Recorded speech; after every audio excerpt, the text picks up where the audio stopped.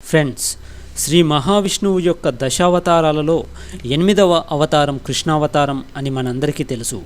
హిందువుల ఆరాధ్య దైవం కృష్ణుడు భగవద్గీత ప్రబోధకునిగా, తత్వోపదేశకునిగా, దేవదేవునిగా శ్రీకృష్ణుని రూపం, వ్యక్తిత్వం మరియు దైవత్వం మనందరికీ తెలిసిందే. అయితే అందరు దేవుళ్ళలోకెల్లా శ్రేష్ఠుడు, సర్వోన్నతుడు ఎవరంటే శ్రీకృష్ణుడే అని చెప్పొచ్చు. శ్రీకృష్ణ పరమాత్ముడు సుప్రీం గాడ్ అని చెప్పడానికి గల కొన్ని రీజన్స్ని మనం ఈ వీడియోలో చూద్దాం. వీడియో ఇంట్రెస్టింగ్గా ఉంటుందని ఆశిస్తున్నాను, కనుక స్కిప్ చేయకుండా చివరి వరకు చూడండి. ఒకసారి బ్రహ్మ శ్రీకృష్ణుడి శక్తిని పరీక్షించాలనుకుంటాడు. బ్రహ్మ శ్రీకృష్ణుడి గోమందను మాయం చేస్తాడు. అలాగే శ్రీకృష్ణుడి స్నేహితులను వేరువేరు చోట్ల దాచేస్తాడు. అలా 1 సంవత్సరం గడిచాక బ్రహ్మ తిరిగి వస్తాడు. అప్పుడు ఆశ్చర్యకరంగా అక్కడ శ్రీకృష్ణుడు తన స్నేహితులు మరియు గోమందలతో ఆటలాడుతూ కనిపిస్తాడు. తను ఆ గోమందలను మరియు శ్రీకృష్ణుని స్నేహితులను దాచినప్పటికీ వారు తిరిగి ఎలా వచ్చారు అని ఆలోచిస్తాడు బ్రహ్మ తనను పరీక్షిస్తున్నాడని గ్రహించిన కృష్ణుడు నారాయణుడి అవతారం ఎత్తి తన చతుర్భుజాల్లో గోమందను మరియు స్నేహితులను చూపిస్తాడు. అది చూసి బ్రహ్మకు శ్రీకృష్ణుడి అనంత శక్తి అర్థమవుతుంది. ఈ చరాచర సృష్టి అంతా తనలోనే ఇమిడి ఉందని అర్థమవుతుంది. సర్వదేవతలకు అధిపతి మరియు దేవాదిదేవుడు శ్రీకృష్ణుడే అని గ్రహిస్తాడు బ్రహ్మ. శ్రీమద్ భాగవతం 10వ ఆశ్వాసం 14వ అధ్యాయం 9వ వచనంలో శ్రీకృష్ణుడి యొక్క అనంత శక్తిని కొనియాడుతూ బ్రహ్మ ఈ విధంగా స్తుతించడం జరిగింది. ప్రభు, నా అనాగరికమైన అవివేకాన్ని చూడు. నీ శక్తిని పరీక్షించడానికి అపరిమిత మరియు ఆదిమ పరమాత్మ అయిన నిన్ను పరీక్షించడానికి ప్రయత్నించాను. నీతో నేను పోల్చుకోవడమేమిటి? నేను ఒక గొప్ప అగ్ని సమక్షంలో కేవలం ఒక చిన్న నిప్పురవ్వని అని అంటాడు బ్రహ్మ. ఇక బ్రహ్మ సంహిత 5వ అధ్యాయం 1వ వచనంలో శ్రీకృష్ణుని బ్రహ్మ ఈ విధంగా స్తుతించినట్టు చెప్పబడింది. ఈశ్వర పరమః కృష్ణ సచ్చిదానంద విగ్రహ అనాది ఆది గోవింద సర్వకారణ కారణం. గోవింద అని పిలువబడే కృష్ణుడు పరమాత్మ. అతను శాశ్వతమైన, ఆనందకరమైన ఆధ్యాత్మిక శరీరాన్ని కలిగి ఉన్నాడు. అతను అన్నింటికీ మూలం. అతనికి వేరే మూలం లేదు. మరియు అతను అన్ని కారణాలకు ప్రధాన కారణం అని దాని అర్థం. దీనిని బట్టి శ్రీకృష్ణ పరమాత్ముడు దేవతల్లో ఎంత శ్రేష్ఠుడో అర్థం చేసుకోవచ్చు. ఇక శ్రీకృష్ణుడే సుప్రీం గాడ్ అని చెప్పడానికి గల మరో కారణం చూద్దాం. పరమశివుడు శ్రీకృష్ణుని పాక్షిక అవతారం. శ్రీమద్ భాగవతం 4వ ఆశ్వాసం 24వ అధ్యాయం 42వ వచనంలో పరమశివుడు శ్రీకృష్ణుడిని ఇలా కొనియాడటం చూడవచ్చు.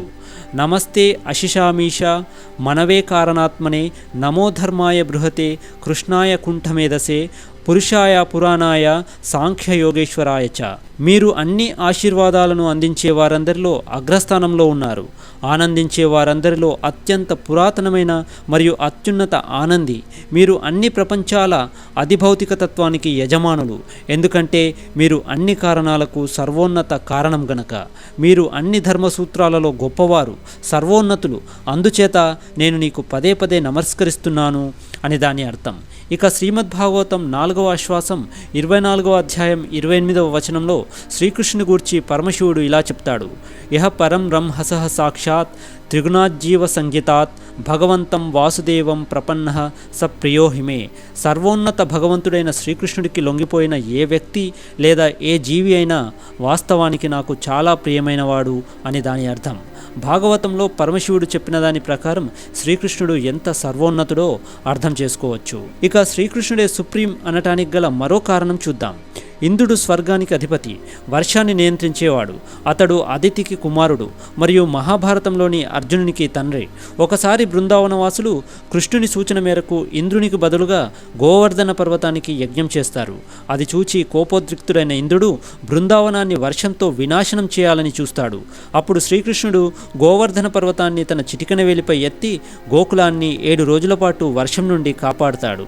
కృష్ణుడే పరమాత్ముడని గ్రహించిన ఇంద్రుడు సిగ్గుతో తలదించుకుని తన తప్పులను మన్నించమని శరణు కోరుతాడు.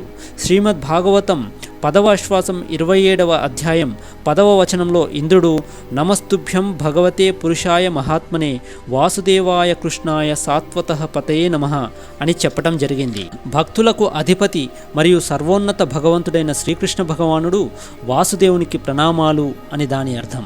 అలా శ్రీకృష్ణ పరమాత్మ సర్వత్రా వ్యాపించి అందరి హృదయాలలో నివసించే పరమాత్మ మరియు గొప్ప ఆత్మ అని ఇంద్రుడు భాగవతంలో చెప్పడం జరిగింది. ఇక శ్రీకృష్ణుడి సుప్రీమసీ గురించి యమధర్మరాజు ఏం చెప్పాడో చూద్దాం. యమధర్మరాజు సూర్యభగవానుడి కుమారుడు, నరకలోకానికి అధిపతి. పాపుల పాపములను లెక్కవేయుట మరియు సమయమాసనమైనప్పుడు ప్రాణాలు తీయుట యముని పని. శ్రీమద్ భాగవతం 6వ ఆశ్వాసం 3వ అధ్యాయం 12వ వచనంలో యమధర్మరాజు తన దూతలైన యమదూతలకు ఈ విధంగా నిర్దేశించాడు. పరోమదన్యో జగతస్తస్తుశ్చ ఓతం ప్రోతం పతవద్యత్ర విశ్వం యదంశతో యస్య స్థితి జన్మనాశ నశ్యోత వద్యస్య వశే చ లోకః. నా ప్రియమైన సేవకులారా, మీరు నన్ను పరమాత్మగా అంగీకరించారు, కానీ నిజానికి నేను పరమాత్మను కాను. నా పైన ఇంద్రుడు, చంద్రుడు మరియు ఇతర దేవతలందరిపైన ఒక సర్వోన్నత యజమాని మరియు నియంత్రకుడు ఉన్నాడు. అతను బ్రహ్మ, విష్ణువు మరియు శివుని యొక్క పాక్షిక రూపం. ఈ సమస్త విశ్వం యొక్క సృష్టి, నిర్వహణ మరియు వినాశనానికి బాధ్యత అతడే వహిస్తాడు. ఎలాగైతే ఎద్దు తన ముక్కులోని తాడుతో నియంత్రించబడుతుందో, ఈ ప్రపంచం మొత్తం అతనిచే నియంత్రించబడుతుంది. అతడే శ్రీకృష్ణ పరమాత్ముడు అని దాని అర్థం. ఇక మహాభారత రచయిత అయిన వినాయకుడు బ్రహ్మ సంహితలోని 5వ అధ్యాయం 50వ వచనంలో శ్రీకృష్ణ పరమాత్ముని గురించి ఇలా చెప్పాడు. యత్ పాదపల్లవ యుగం వినిధాయ కుంభ ద్వంద్వే ప్రణామ సమయే సహ గణ అధిరజ విఘ్నాన్ విహంతుం ఆలం అస్య జగత్రయస్య గోవిందం ఆదిపురుషం తం అహం భజామి. అన్ని అడ్డంకులను నాశనం చేసే నేను, నా కార్యానికి బలం చేకూర్చడానికి నేను ఎల్లప్పుడూ నా నుదిటిపై పరమపురుషోత్తమ గోవిందనామాన్ని ధరిస్తాను అని దాని అర్థం.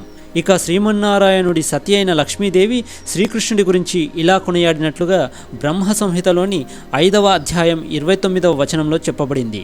చింతామణి ప్రకార సద్మషు కల్పవృక్ష లక్ష ఆవృతేషు సురభి అభిపాలయంతం లక్ష్మీ సహస్ర శతసంభ్రమ సేవ్యమానం గోవిందం ఆదిపురుషం తం అహం భజామి.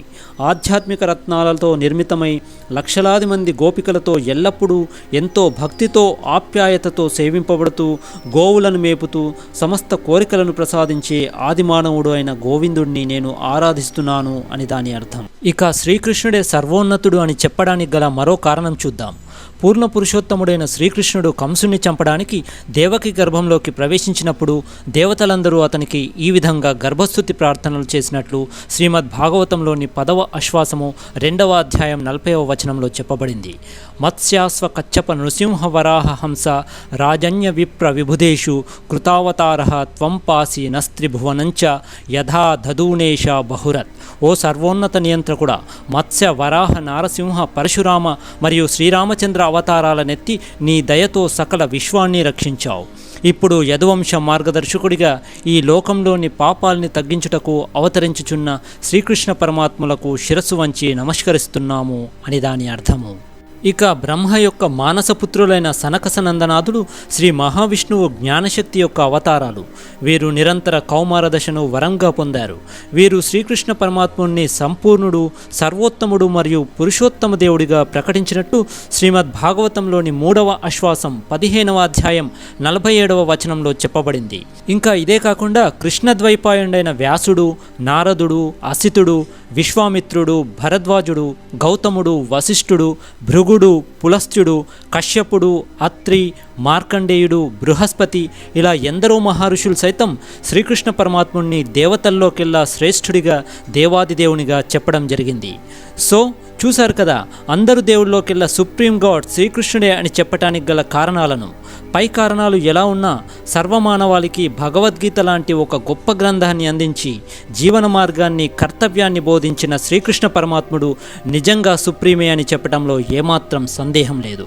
ఒకవేళ మీరు కూడా శ్రీకృష్ణుని ఆరాధించేవారైతే క్రింద కామెంట్ బాక్స్లో జై శ్రీకృష్ణ లేదా ఓం నమో భగవతే వాసుదేవాయ అని టైప్ చేయండి. ఈ వీడియో కనుక నచ్చినట్లయితే లైక్ చేయండి, షేర్ చేయండి. మా ఛానల్ని కనుక ఇంకా సబ్స్క్రైబ్ చేసుకోకపోతే ప్లీజ్ సబ్స్క్రైబ్. మరో ఇంట్రెస్టింగ్ వీడియోతో మళ్ళీ కలుద్దాం. అంతవరకు బాయ్.